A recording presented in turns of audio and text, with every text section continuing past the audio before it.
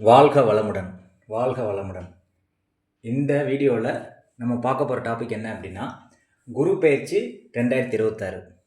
குரு பெயர்ச்சி 2026 26ஆம் தேதி நடக்குது வாக்கிய பஞ்சாங்கப்படி. இந்த குரு பெயர்ச்சி நடக்கும்போது யாருக்கெல்லாம் பணம் நிறைய சேரும் அப்படிங்கிறத இந்த வீடியோவில் பார்க்க போகிறோம். அதனால தான் யாருக்கு கோடிகளில் பணம் சேரும் அப்படின்னு நான் இந்த டாப்பிக்கில் போட்டிருக்கேன். நட்சத்திரம் தான் இங்கே மெயினாக வேலை செய்யுது அப்படிங்கிறது தான் உண்மை. கிரகங்கள் அதில் இருக்கிறது அப்படிங்கிறத விட அந்த கிரகங்கள் நின்ற நட்சத்திரம் ரொம்ப வலிமையானது. அதனால் நட்சத்திரத்தை வச்சு தான் இந்த வீடியோவில் நான் பலன் சொல்ல போகிறேன். அப்போ யாருக்கு அதிகமான பணம் சேரும் இந்த வருடம் அப்படின்னு பார்க்கும்போது, புனர்பூசம் 4, விசாகம் 4, பூரட்டாதி 4 இந்த மூணுமே குருவினுடைய நட்சத்திரங்கள். அதில் 4ஆம் பாதத்தை மட்டும் நம்ம எடுத்துக்கிறோம்.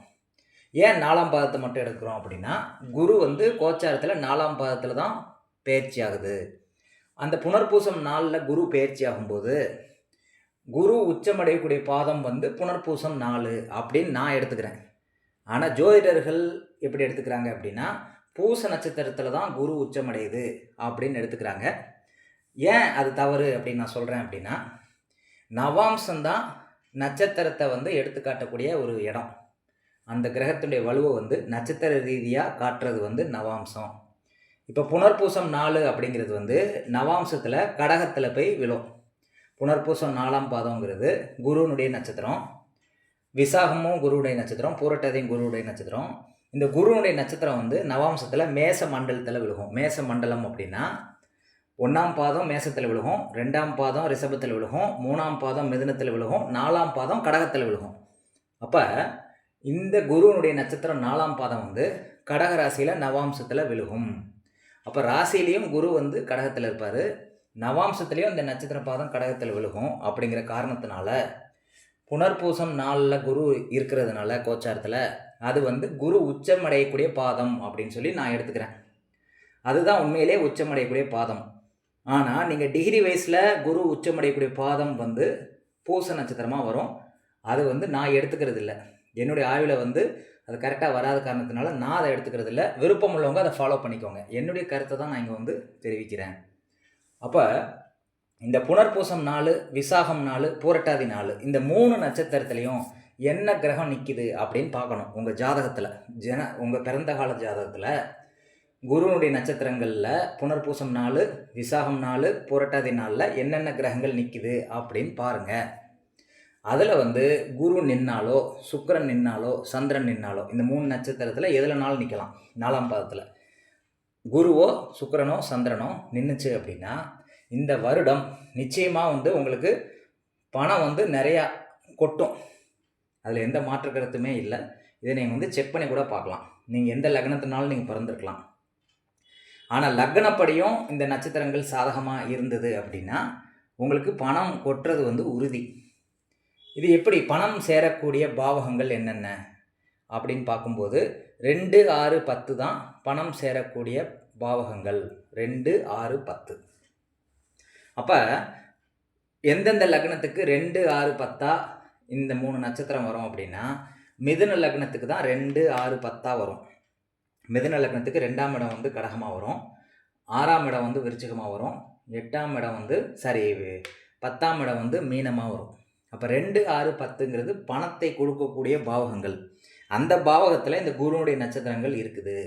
அப்போ யாரெல்லாம் மிதுன லக்னத்தில் பிறந்திருக்காங்களோ, மிதுன லக்னத்துக்கு 2, 6, 10ல் இந்த குருனுடைய நட்சத்திரங்கள் விழுகுது 4ஆம் பாதம். அதில் குருவோ சுக்கிரனோ சந்திரனோ நிற்கிதுன்னு வச்சுக்கோங்க. நிச்சயமாக சொல்கிறேன், உங்களுக்கு இந்த வருஷம் கோடிக்கணக்கில் பணம் வரும், அல்லது அட்லீஸ்ட் லட்சக்கணக்கிலையாவது நீங்கள் பணத்தை சம்பாதிப்பீங்க. நிச்சயமாக நடக்கும். அதுதான் நான் சொல்ல வரக்கூடிய விஷயம். ஏன்னா கோச்சாரத்தில் குரு புஷ்கர் நவாம்ச பாதத்துக்கு வந்துருச்சு. புனர்பூசம் 4ங்கிறது புஷ்கர் நவாம்சம், விசாகம் 4ங்கிறது புஷ்கர் நவாம்சம், பூரட்டாதி 4ங்கிறது புஷ்கர் நவாம்சம். ஏன் புஷ்கர் நவாம்சம்னு சொல்கிறோம்?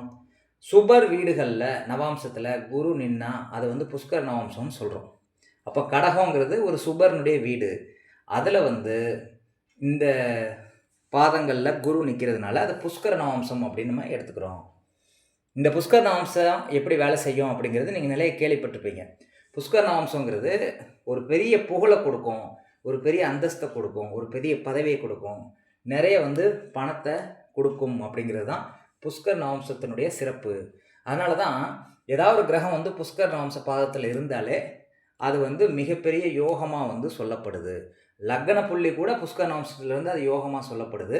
ஆனால் லக்னம் வந்து கிரகம் இல்லாத காரணத்தினால லக்னத்தை நீங்கள் எடுத்துக்க தேவையில்லை. கிரகங்கள் வந்து புஷ்கர் நவம்சத்தில் பாதத்தில் உட்காரும்போது எந்த கிரகம் உட்காருதோ அந்த கிரகம் மூலிமா உங்களுக்கு புகழ் கிடைக்கும், பதவி கிடைக்கும், பேர் கிடைக்கும், பணம் கிடைக்கும். இப்போ உதாரணத்துக்கு குரு வந்து விசாகம் நாளில் இருக்குது, ஏதோ ஒரு 4ஆம் பாதத்தில் இருக்குது, குருனுடைய நட்சத்திரம் 4ஆம் பாதத்தில் ஏதோ ஒரு நட்சத்திரத்தில் குரு நிற்கிதுன்னு வச்சுக்கிடுவோம் உங்கள் ஜனன ஜாதகத்தில். அப்போ உங்களுக்கு குருங்கிறது யார்? குழந்தைங்க. குழந்தைங்கள் பிறந்ததுக்கப்புறம் தான் உங்கள் வாழ்க்கையில் வந்து முன்னேற்றம் கிடைக்கும், குழந்தைங்களால் தான் உங்களுக்கு புகழ் கிடைக்கும் அப்படின்னு சொல்லலாம். இப்போ சுக்கிரன் வந்து இந்த நட்சத்திர பாதங்களில் 4ஆம் பாதத்தில் ஏதோ ஒரு பாதத்தில் இருக்குது அப்படின்னா மனைவி மூலிமா உங்களுக்கு ஆதாயம் கிடைக்கும் அப்படின்னு சொல்லலாம். சந்திரன் வந்து இந்த பாதத்தில் ஏதாவது இருந்துச்சுன்னா தாயின் மூலிமா உங்களுக்கு பேர் புகழ் கிடைக்கும். உங்கள் பேர் புகழ் கிடைக்கிறதுக்கு தாய் வந்து நிச்சயமாக காரணமாக இருப்பாங்க, அப்லிஃப்ட் பண்ணிவிடுவாங்கன்னு சொல்லலாம். இதுவே புதன் வந்து இந்த 3 நட்சத்திரத்தில் ஏதோ ஒரு பாதத்தில் இருக்குது அப்படின்னா தாய் மாமன் மூலிமா உங்கள் வெற்றி வாய்ப்பு வந்து அதிகமாகும் அப்படின்னு சொல்லலாம். அப்போ எந்த கிரகம் இந்த புஷ்கர் நவம்ச பாதத்தில் நிற்கிதோ அந்த கிரகம் மூலியமாக தான் உங்கள் வாழ்க்கையில் வந்து ஒரு பெரிய முன்னேற்றத்தை நீங்கள் அடைய முடியும் அப்படிங்கிறது தான் இது சொல்ல வரக்கூடிய விஷயம். இது காலச்சக்கரப்படி பார்த்தீங்க அப்படின்னா இந்த பாதங்கள் வந்து எந்தெந்த ராசியில் விழுகுது அப்படின்னா கடகம், விருச்சிகம், மீனம். புனர்பூச 4 வந்து கடகராசி, விசாகம் 4ங்கிறது விருச்சிக ராசி, பூரட்டாதி 4 அப்படிங்கிறது வந்து மீன ராசியாக வரும் காலச்சக்கரப்படி. அப்போ 4, 8, 12ங்கிறது எதை குறிக்குது? 4ங்கிறது வீடு, வண்டி, வாகனம். அப்போ வெளிநாட்டில் போய் வீடு வாங்கக்கூடிய யோகம், வெளிநாட்டில் இருக்கிறவங்க வீடு வாங்கணும்னு நினைக்கிறவங்க, சொந்தமாக வீடு வாங்கணும்னு நினைக்கிறவங்க இந்த டைமில் முயற்சி பண்ணால் நிச்சயமாக வீடு வாங்கலாம். 8ங்கிறது உயில் சொத்து, திடீர் அதிர்ஷ்டம். திடீர் அதிர்ஷ்டம் வந்து உயில் சொத்து மூலிமா திடீர் அதிர்ஷ்டம் கிடைக்கும். லாட்ரி சீட் மூலிமாவும் திடீர் அதிர்ஷ்டம் கிடைக்கிறதுக்கு வாய்ப்புகள் இருக்குது. இந்த டைமில் யாருக்கெல்லாம் வந்து விசாகம் நாளில் குருவோ சுக்கிரனோ இருக்குதுன்னு வச்சுக்கோங்களேன், அது புதன் ஏதோ ஒரு கிரகம் இருக்குது விசாகம் நாளில் அப்படின்னா அந்த கிரகம் சார்ந்த காரகத்துவ ரீதியாக ஒரு பெரிய வெற்றி உங்களுக்கு கிடைக்கும் கண்டிப்பாக. அது இப்போ புதன் இருந்தால் உங்களுக்கு வந்து லாட்ரி சீட்டு மூலிமா கூட திடீர்னு வந்து வெற்றி கிடைக்கலாம். வேறு கிரகங்கள் இருக்கும்போது இப்போ செவ்வாய் இருந்துச்சுன்னா ஒரு நிலம் சார்ந்த விஷயத்தில் வந்து ஒரு பெனிஃபிட் கிடைக்கலாம். சுக்கிரன் இருந்தது அப்படின்னா வாகனம் சார்ந்து வந்து ஒரு பெனிஃபிட் கிடைக்கலாம். ஏதோ ஒரு வகையில் வந்து எந்த கிரகம் அந்த நட்சத்திர பாதத்தை நிற்கிதோ அது சார்ந்த காரத்துவ ரீதியாக திடீர் அதிர்ஷ்டம் கிடைக்கும். 8ஆம் இடங்கிறது அதிர்ஷ்டத்தை கொடுக்கக்கூடிய இடம், அற்புதமான ஒரு இடம், நிச்சயமாக அதிர்ஷ்டம் கிடைக்கும்னு சொல்லலாம். 12ஆம் இடத்துல இந்த பூரட்டாதி 4 விழுகிறதுனால வெளிநாட்டில் வியாபாரம் செய்கிறவங்க சக்ஸஸ் ஆகும் அப்படின்னு சொல்லலாம். இங்கேருந்து எக்ஸ்போர்ட் இம்போர்ட் பண்ணுறவங்களுக்கும் சக்ஸஸ் ஆகும், வெளிநாட்டில் போய் வியாபாரம் பண்ணுறவங்களுக்கும் சக்ஸஸ் ஆகும், வெளிநாட்டு டூரு போகணும்னு நினைச்சாலும் அதுவும் வெற்றி கிடைக்கும் அப்படின்னு சொல்லலாம். சந்திரன் வந்து இந்த பூரட்டாதி 4 இருந்துச்சு அப்படின்னா நிச்சயமாக வந்து நீங்கள் வெளிநாடு போகலாம், கேரண்டியாக சொல்லுங்கள். அடுத்து புஷ்கர நவம்சத்தில் குரு பயணிப்பதால் புஷ்கர் நவம்ச பாதத்தில் தான் குரு பயிற்சி நடக்குது. அப்போ இது அற்புதமான குரு பயிற்சி, ஒரு பெரிய முன்னேற்றத்தை தரக்கூடியது, ஒரு யோகத்தை தரக்கூடிய குரு பயிற்சி அப்படின்னே நம்ம சொல்லலாம். அதுக்கு நீங்கள் என்ன பண்ணணும் அப்படின்னா ஆறு, அருவி, குளம், கடல் சார்ந்த பகுதிகளுக்கு சென்றால் வருமானத்தில் முன்னேற்றம் ஏற்படும். உங்களுக்கு வருமானம் நிறைய வேணும் அப்படின்னு நீங்கள் நினச்சிங்கன்னா நீங்கள் பண்ண வேண்டிய பரிகாரம் என்னென்னா ஆறு சார்ந்த இடம், அருவி சார்ந்த இடம், குளம் சார்ந்த இடம், கடல் சார்ந்த பகுதிகள், இந்த மாதிரி இடத்துக்கு வந்து நீங்கள் போனீங்கன்னா நிச்சயமாக வந்து வருமானத்தில் வந்து பெரிய முன்னேற்றம் கிடைக்கும். நீங்கள் நினச்ச காரியங்கள் வந்து கண்டிப்பாக நிறைவேறும். ஏன் அப்படி சொல்கிறேன் அப்படின்னா இதனுடைய 3 பாதங்கள் வந்து நீர் ராசியில் தான் விழுகுது. புனர்பூச 4 கடகம், அது 6 அருவி, விசாகம் 4 அப்படிங்கிறது வந்து விருச்சிகம், அது வந்து ஸ்திர நீர், அதாவது வந்து குளம், பூரட்டாதி 4ங்கிறது கடல் சார்ந்த நீர். இப்போ விசாகம் 4ங்கிறது ஸ்விம்மிங் பூல் அப்படின்னு கூட நீங்கள் எடுத்துக்கலாம், கிணறு அப்படின்னு கூட எடுத்துக்கலாம், குளம் அப்படின்னு கூட எடுத்துக்கலாம். அப்போ நீங்கள் கிணத்துல குளிச்சிங்கன்னு வச்சுக்கோங்களேன், இந்த டைமில் வந்து வருமானம் அதிகமாக வரும் அப்படின்னு கூட நம்ம சொல்லலாம். உங்களுக்கு விசாகம் 4 குரு இருக்குது அல்லது சுக்கிரன் இருக்குதுன்னா நீங்கள் கிணத்துல குளிச்சிங்கன்னா பணம் வரும், கேரண்டியாக சொல்லலாம், அதில் எந்த மாற்று கருத்துமே இல்லை. புனர்பூசம் 4 வந்து உங்கள் ஜாதகத்தில் குரு, சுக்கிரன், சந்திரன் ஏதாவது இருந்துச்சுன்னா மழை தண்ணியில் மலையில் வந்து குளிச்சிங்கன்னா நிச்சயமாக வருமானம் வரும்னு சொல்லலாம். அல்லது மழை தண்ணியை பிடிச்சிட்டு வந்து அதை குடிக்கிறதுக்கு பயன்படுத்தினா புனர்பூசம் 4 குரு, சுக்கிரன், சந்திரன் இருக்கணும், இருந்தால் உங்களுக்கு பணம் கொட்டும். விசாகம் 4 ஒரு கிரகம் இருக்குதா, கிணத்துல குளிச்சா பணம் கொட்டும். பூரட்டாதி நாளில் இருக்கா, கடல் சார்ந்த பகுதியில் போய் குளிங்க. நிச்சயமாக வருமானத்தில் ஒரு முன்னேற்றம் ஏற்படும். இது முயற்சி பண்ணுங்கள். அப்போ தான் நான் சொல்கிறது உங்களுக்கு கரெக்டானு தெரியும். நிச்சயமாக கிடைக்கும். அந்த நட்சத்திரத்துக்கு அவ்வளோ வலு இருக்குது அப்படிங்கிறது தான் இதில் சொல்ல வரக்கூடிய விஷயம்.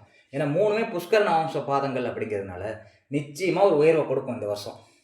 அடுத்து மிதுன லக்னத்திற்கு 2, 6, 10 குரு நட்சத்திரம் 4ஆம் பாதம் விழுவதால் ராஜயோகம் உண்டு. மிதுன லக்னத்துக்கு மட்டும் அதிகமான யோகம் இந்த வருஷத்துக்கு உண்டு. ஏன்னா மிதுன லக்னத்துக்கு 2, 6, 10ஆம் பாவகமாக இந்த நட்சத்திர பாதங்கள் இருக்கக்கூடிய ராசிகள் வருது. அப்போ 2ங்கிறது வருமானம், 6ங்கிறது வேலை, 10ங்கிறது தொழில். அப்போ எல்லாமே இரட்டைப்படை பாவகமாக தொடர்பு கொள்வதனால வருமானம், தொழில், வேலை, பதவி உயர்வு, முன்னேற்றம், புகழ் எல்லாமே உண்டு. மிதுன லக்னத்துக்கு கேரண்டியாக சொல்லலாம்.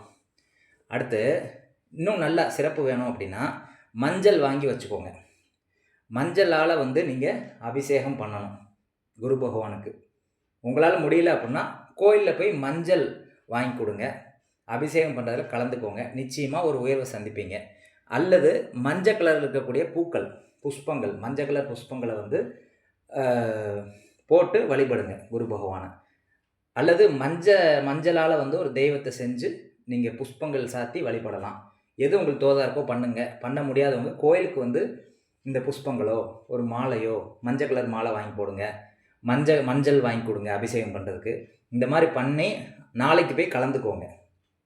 அதாவது குரு பயிற்சி நடக்கக்கூடிய டைமில் போயிட்டு இந்த அபிஷேக பொருட்கள், மாலைகள்லாம் கொடுத்து கலந்துக்கிட்டிங்கன்னா அந்த அபிஷேகத்தை நீங்கள் பார்க்கும்போது நிச்சயமாக உங்கள் வாழ்க்கையில் சிறப்பு உண்டு. அதில் எந்த மாற்று கருத்துமே இல்லை. நிச்சயமாக கோடிக்கணக்கில் பணத்தை எல்லா ராசியில் உள்ளவங்களும் சம்பாதிக்கலாம். இந்த நட்சத்திர பாதங்களில் குரு, சுக்கிரன், சந்திரன் இருந்தால் நிச்சயமாக முன்னேற்றம் உண்டு. வருமான ரீதியாக நல்லதே நடக்கும். வாழ்க வளமுடன். நன்றிகள்.